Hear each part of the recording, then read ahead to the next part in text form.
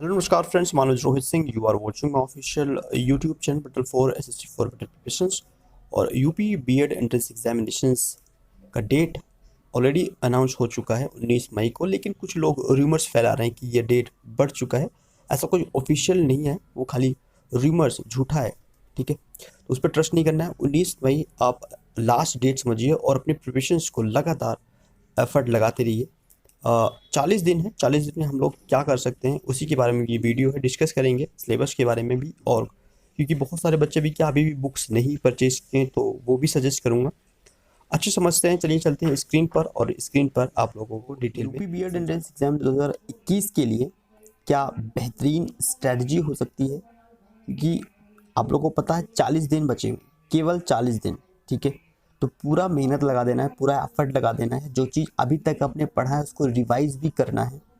ठीक है, मेरे पास जो क्वेश्चंस आ रहे हैं, जो क्वेरीज आ रहे हैं, वो क्वेश्चन ये है कि क्या ऑनलाइन होगा पेपर या ऑफलाइन होगा। तो फिलहाल अभी तो यही है कि ऑफलाइन ही होगा, लेकिन ऑनलाइन का कुछ भी आता है, क्योंकि कोविड है तो उसके आधार पर कुछ चेंजेस आ सकते हैं एग्जामिनेशन में। तो वो मैं आपको अपडेट करता रहूँगा, इसके लिए आप चैनल पर बने रहिए।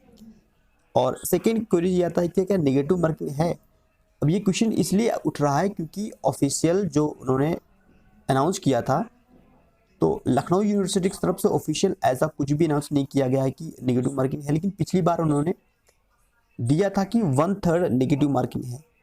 इस बार जो इन्होंने विज्ञप्ति निकाला था उसमें नहीं दिया, तो हम मान के चलते हैं कि 1/3 नेगेटिव मार्किंग है, और एग्जाम हॉल में जाकर ही आपको एग्जैक्ट पता चलेगा। ठीक है, तो नेगेटिव मार्किंग है ये आप समझ लीजिए।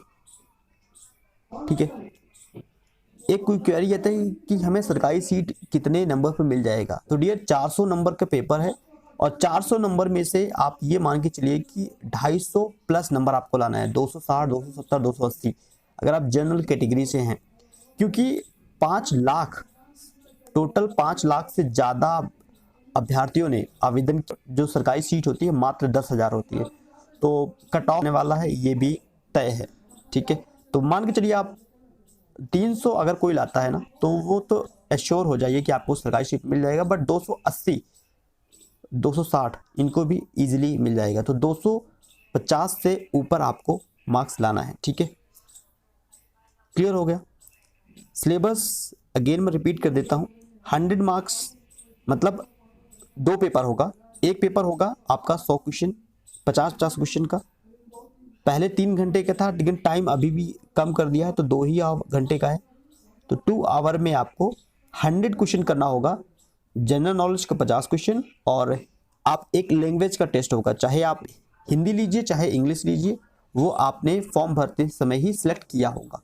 क्लियर है, तो 50 क्वेश्चन इंग्लिश या हिंदी में से एक, और एक क्वेश्चन मतलब 2 नंबर का, इसलिए 50 क्वेश्चन 100 मार्क्स का। ठीक है, तो ये आपका पहला पेपर होगा आपका 200 मार्क्स का। ठीक है, और 100 क्वेश्चन रहेगा। 2 घंटे का एक पेपर होगा, और उसके बाद आपको सेकेंड पेपर देना होगा, जिसमें आपका जनरल एप्टीट्यूड, रीजनिंग और सब्जेक्ट एबिलिटी।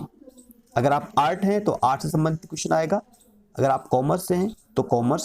ठीक है, साइंस बैकग्राउंड से हैं तो साइंस से संबंधित क्वेश्चन आएगा। तो इसमें भी आपका लगभग 200 मार्क्स का ये भी पेपर होगा, 100 क्वेश्चन। टोटल आपका 200 क्वेश्चन होगा और 400 मार्क्स होगा, और आपको 250 प्लस मार्क्स गेन करना है। ठीक है, फॉर गवर्नमेंट सीट।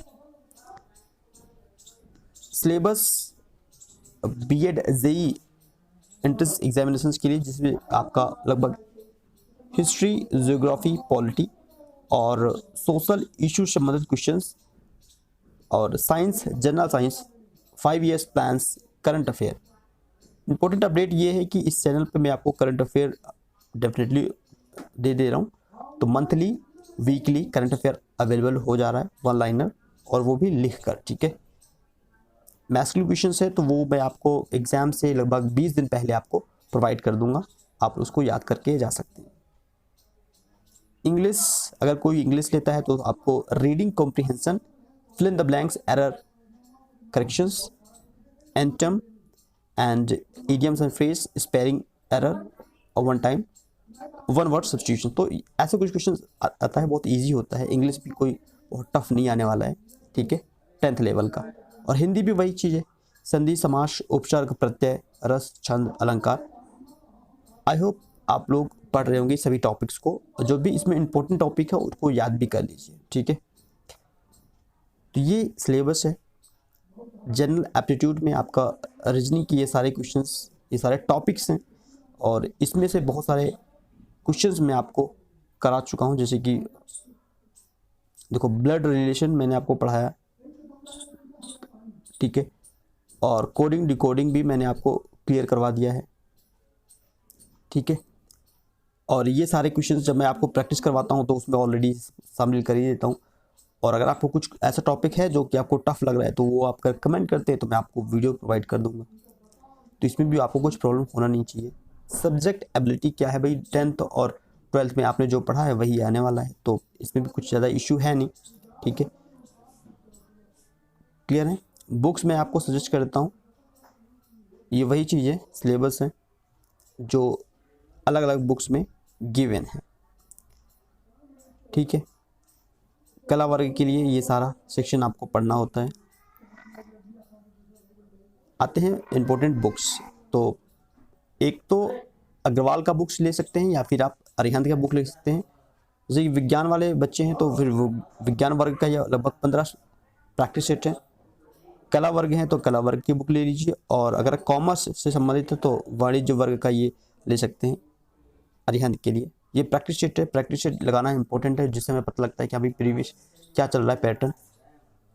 और अगर आपको गाइड लेना है तो गाइड ले सकते हैं अग्रवाल, तो कला वर्ग के लिए इम्पोर्टेंट है, जिसमें सॉल्व पेपर भी है और 2700 प्लस महत्वपूर्ण प्रश्न है, तो उसको ले सकते हो, अच्छा बुक्स है।